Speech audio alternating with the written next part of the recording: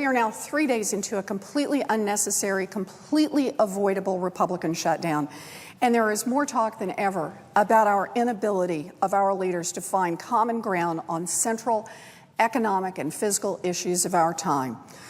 The government shutdown is throwing a major wrench into a fragile economic recovery. Nearly 1 million federal employees are sitting at home for no reason, and other public servants are working but not earning a paycheck.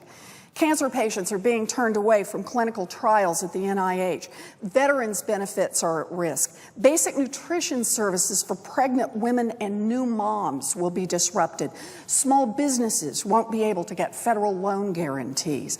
And all this is happening on top of the idiotic sequester.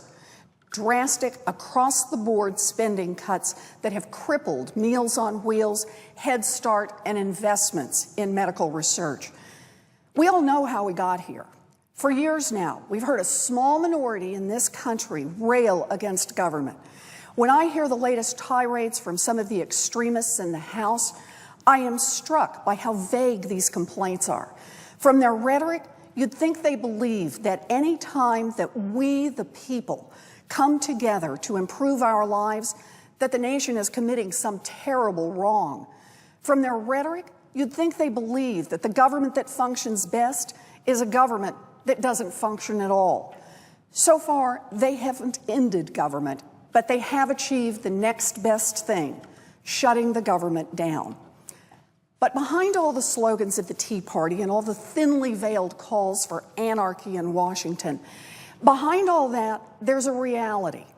The American people don't want the extremist Republicans' bizarre vision of a future without government.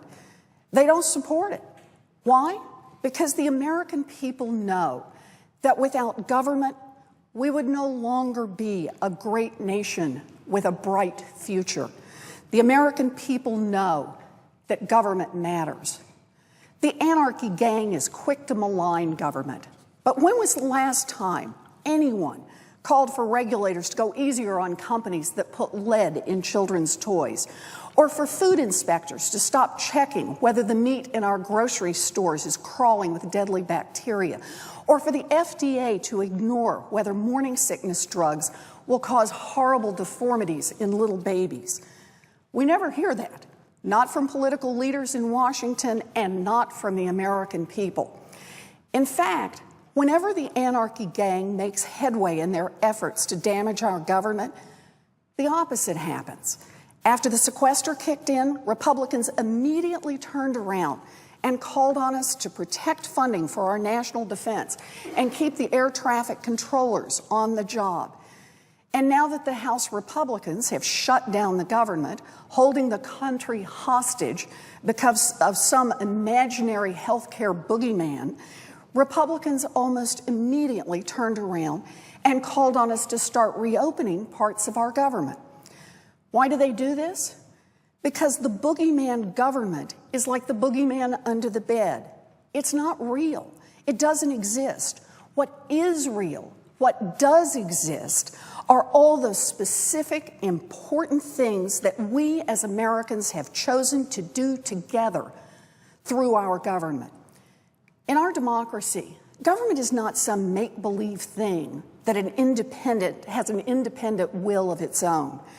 In our democracy, government is just how we describe the things that we, the people, have already decided to do together. It's not complicated. Our government has 3 basic functions: provide for the national defense, put in place rules of the road like speed limits and bank regulations that are fair and transparent, and build the things together that none of us can build alone. Roads, power grids, schools, the things that give everyone a chance to succeed. We are a nation of innovators and entrepreneurs, growing small businesses and thriving big businesses. But our people succeed, our country succeeds, because we have all come together to put public institutions and infrastructure together. We all decided to pass laws and put cops on the beat so that no one steals your purse on Main Street or your pension on Wall Street. We all decided to invest in public education so that businesses have skilled workers and a kid with an idea can create the next breakthrough company. We all decided to invest in basic science so there is a great pipeline of ideas to create our future. These achievements aren't magic. They didn't simply occur on their own or through dumb luck. In each instance, we made a choice as a people to come together. The Food and Drug Administration makes sure that the white pills that we take are antibiotics and not baking soda. The National Highway and Traffic Safety Administration oversees crash tests to make sure that all new cars have effective brakes. The Consumer Product Safety Commission makes sure that babies' car seats don't collapse in a crash and that toasters don't explode. We don't know who they are, but there is no question that there are Americans alive today, Americans who are healthier, Americans who are stronger because of these and countless other government efforts. Alive, healthier, stronger because of what we did together. The anarchy gang at the House can dump on their make-believe version of government all they want. But when the real government fails to live up to the high expectations we have all set for it, politicians in both parties rush to outrage. Why? Because the American people know that government can work and believe government should work. Today, that's right, today marks the 5th anniversary of President Bush signing the bank bailout into law. That financial crisis cost us upwards of $14 trillion. That's trillion with a T. That's $120,000 for every American household, more than 2 years' worth of income for the average family.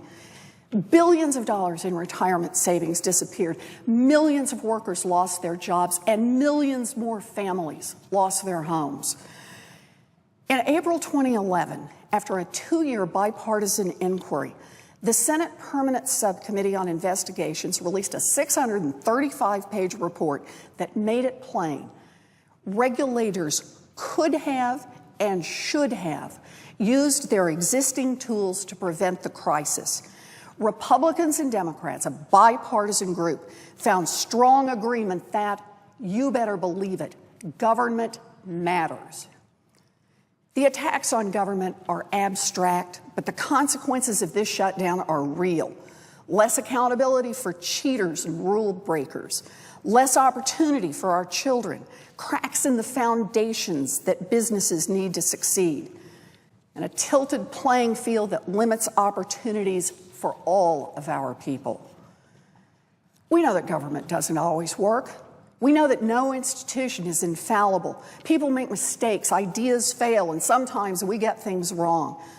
But our response isn't to give up. Our response isn't to sit back and say, I told you so. We're not a nation of quitters. Our response, the American response, is to fix it, to make government work better.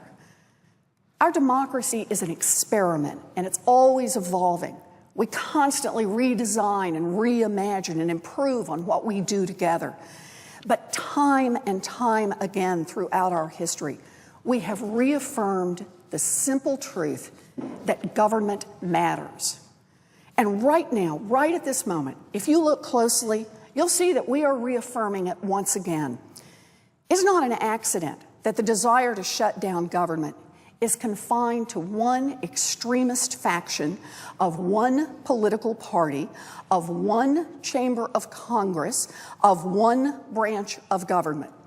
It is not an accident that this extremist faction must resort to absurd hostage tactics, threats to turn off the government, threats to default on our debt, threats to tank the economy, to force their views on everyone else.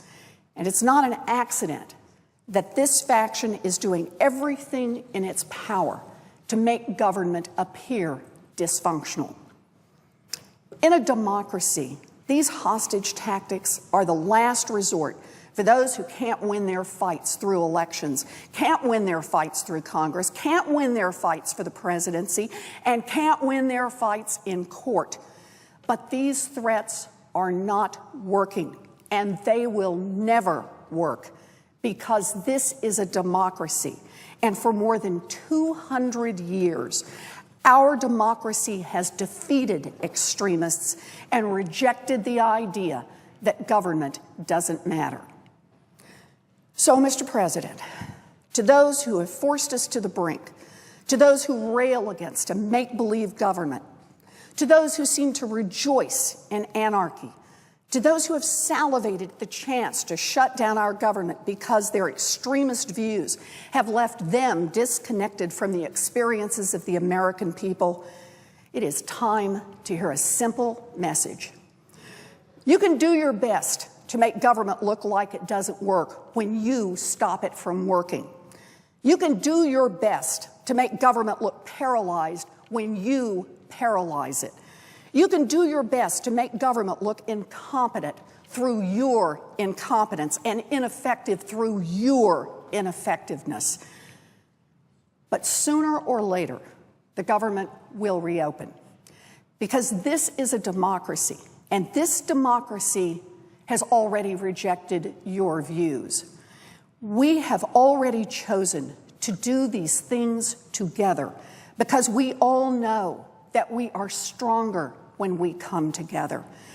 And when this government reopens, when our markets are safe again, when our scientists can return to their research, when our small businesses can borrow, when our veterans can be respected for their service, when our flu shots resume and our Head Start programs get back to teaching our kids, we will have rejected your views once again. We are not a country of anarchists. We are not a country of pessimists and ideologues whose motto is, I got mine, the rest of you are on your own. We are not a country that tolerates dangerous drugs, unsafe meat, dirty air, or toxic mortgages. We are not that nation. We have never been that nation, and we will never be that nation. Today, a political minority in the House that condemns government and begged for this shutdown has had its day.